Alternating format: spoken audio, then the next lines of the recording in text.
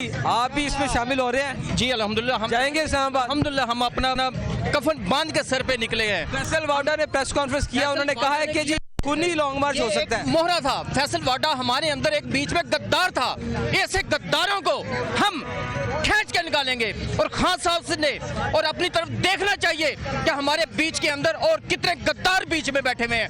हमने अपनी जानों का नजराना पेश किया है। इस अपनी हकीकी आजादी के लिए हमने निकलना है। मुर्शिद ने को ठेका नहीं लिया हुआ, आप लोग घरों में बैठे रहे, हम यहाँ पे मुर्शिद के पीछे आए।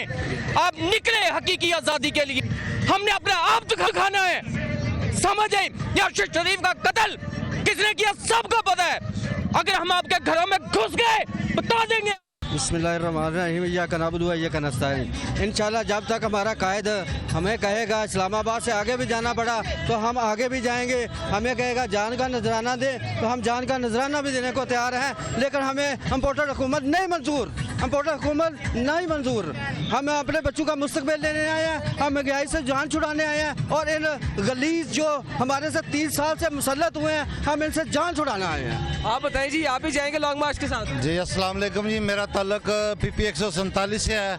मैं अपने कायद का एक अदना सा कारकुन हूँ। इस्लामाबाद तो क्या, जहाँ तक जब तक हमारे कायद कहेंगे वहाँ तक हम खड़े रहेंगे उस भरपूर जज्बे के साथ। और जब तक क्यों लॉन्ग मार्च करने के लिए साथ जा रहे हैं आप क्यों जाना चाह रहे हैं? सर आप देखें क्या है, ये मुल्क के अंदर कोई कानून है?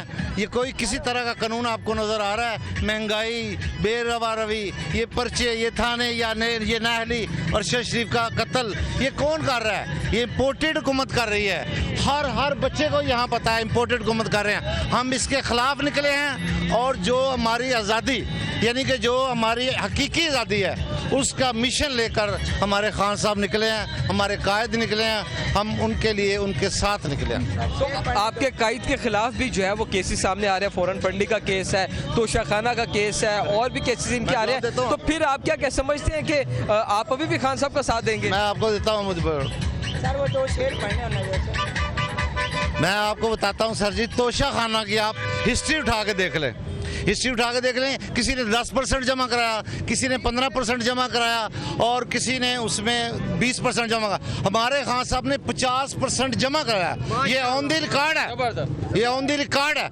और आप वहाँ से छेड़ें और जब आप एक चीज़ खरीद लेते हैं मुझसे, आप कोई चीज़ खरीद लेते हैं, घड़ी खरीद लेते हैं, कोई चीज़, उसके मालिक आप हैं। उस आपको बेच के आप जैसे चाहें मलकियत आपकी हो जाती है। तोशाखाना का कोई केस नहीं है, ये नाअहली के लिए था, ये इलेक्शन से पहले आना था, जबकि अल्हम्दुलिल्लाह पूरे पाकिस्तान को विन किया खान ने।